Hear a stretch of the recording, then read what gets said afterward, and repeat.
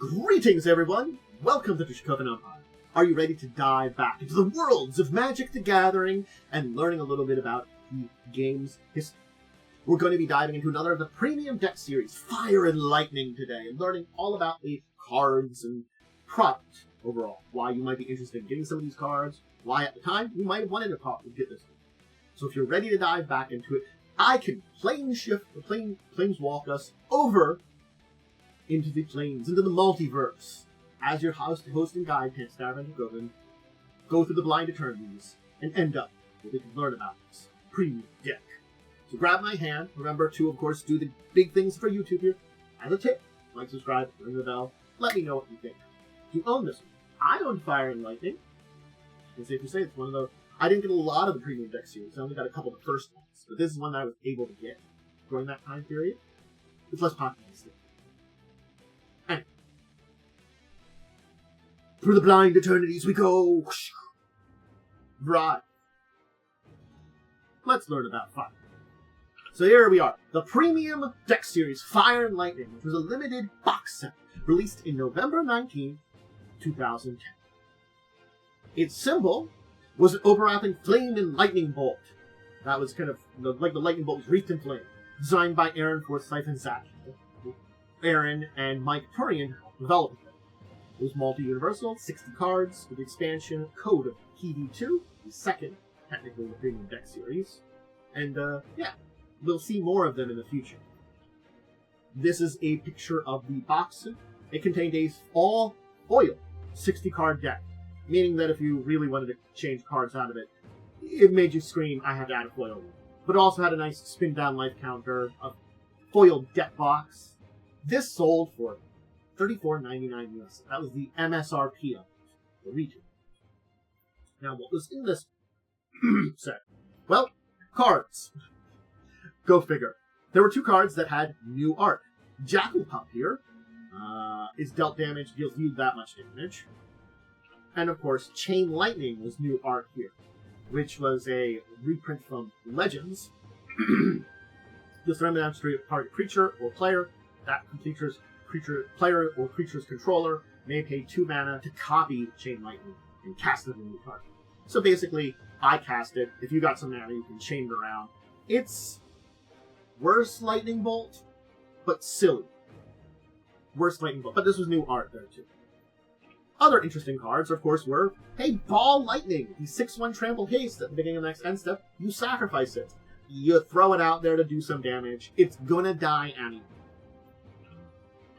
Bogart Ram Gang, a 3/3 haste that had Wither, that deals damage in the form of -1/-1 counters. This is a pure red deck, so the green splash of the mana here doesn't really matter. But yeah, this is a good defensive thing because it shrinks the creatures too, if it doesn't kill them outright. Figure of Destiny, another big creature to help defend yourself, where it starts as a 1/1, and the more mana you have, again, white mana you're not really worrying about, but you're going to have all red mana, you can eventually get into an 8/8 flying first strike, if you have enough mana to. Fire Servant, because this is a deck leading around Fire and Lightning, not just the spells, but it does have those spells, Chain Lightning. Fire Servant basically has your Fire instants and sorceries, your Lightning instants and sorceries deal double damage. Very good there. Grim Lavamancer, where you can exile some cards from your graveyard to do 2 damage to a target. If you use some things up, you got some stuff in your graveyard, you can get an extra bang for your buck from it. Your Grim Lavamancer.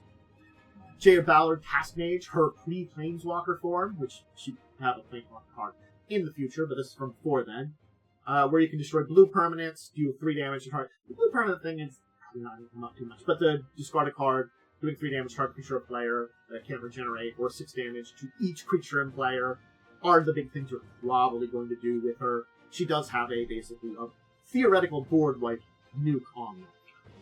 Ball Shot Sorcerer, this is a haste 1/1, taps 2 damage to a target.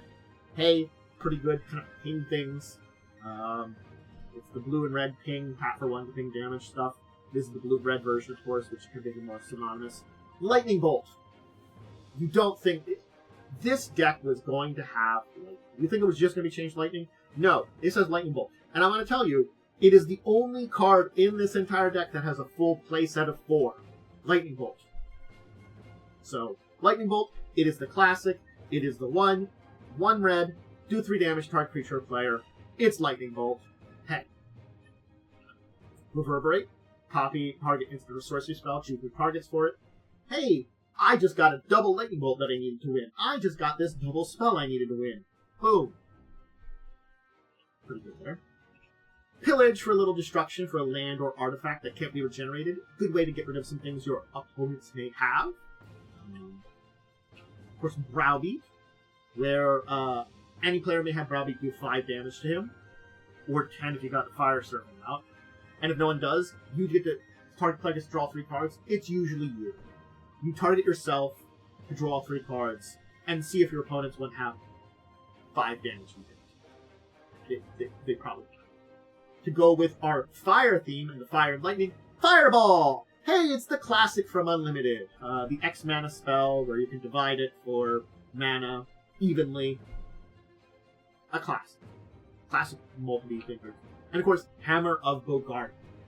The deals 3 damage to our creature player, and if you have mana, you can turn it from your graveyard to your hand during your upkeep. So yeah, basically, you can get it back, cast it again, basically getting a return. If you just need to do another 3 damage target, it is a little bit more expensive, but it's one you can keep getting back, and that makes it have some pretty good advantages. But there's Fire and Lightning. There isn't a lot to talk about here for this set. This package. It is a burn deck through and through. Granted, it has a bunch of creatures, but a lot of those creatures, as we saw, are damage dealers. I didn't talk about a bunch of creatures, but a lot of them have that same theme of doing damage, sparking things directly with damage, hitting things. It is a direct damage dealing deck without having a massive amount of instants or sorceries that do it. It still has 15 of them. It's got 25 land deck, so this is a land-heavy deck, too. That's the thing about it. Usually a 60-card deck, I usually aim around 20 lands, but it is a 25 land deck. So, 20 creatures, 10 instants, 5 sorceries, an interesting balance of stuff. With creatures that do some direct damage, a bunch of instants or sorceries that do, and some powerful things like your Fire Serpent, which are really great to put in there. Or some other things like Jaya and other stuff, where you can just get a lot of that extra damage in here that you might not have all your instants or sorceries with. But it is, in essence, a burn deck. What it is, I'm not going to get away from that. Is the best burn deck? No, but I think it's pretty good. And honestly speaking, if you want a bunch of these cards for a burn deck, they're pretty good. Fire Serpent's pretty good, Reverberate's pretty good, Lightning Bolts are always a classic for that. A bunch of the other spells and effects, pretty good for a burn deck. And if you want some foil ones, hey, you can't get much different than Fire and Lightning.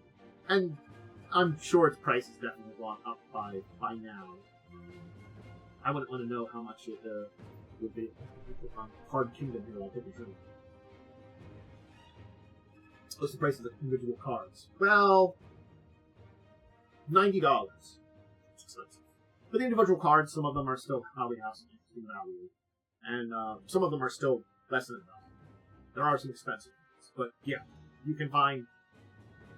If you want individual cards, I definitely would recommend some of these for interesting. We got the new art for Jackal Pup in Chain Lightning. So yeah, I think that this is a cool product, but this was not the Sliver Premium Deck Series. You know, this is, like, the Premium Deck Series were very hit and miss, and I think this kind of shows a little bit of the miss. It's not bad, but it's not a Sliver deck, which was the first one. So, will this eventually, stuff like this, lead to the downfall of the Premium Deck Series? Maybe. Maybe other things, changes in the way that people do stuff. But it's an interesting product to take a look at, to understand, to talk about, to show the cards off of, and to say, yeah, I owned it. I owned it.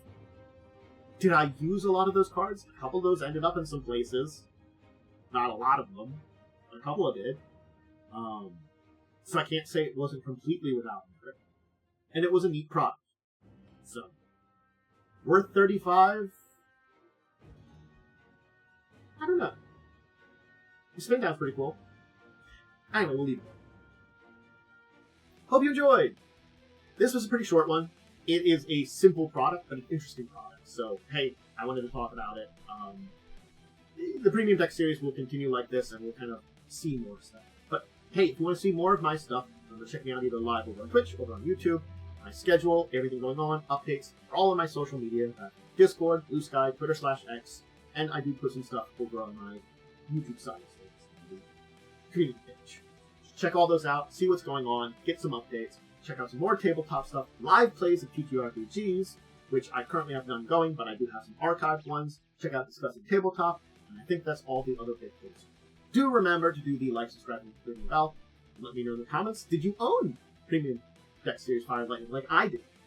Or did you have some other problems? And what do you think of this? Would you have bought this? Let me know in the comments below. That's my questions for all of you. But until the next time, I do hope to see you. I bid all of you out there a deep and wonderful farewell.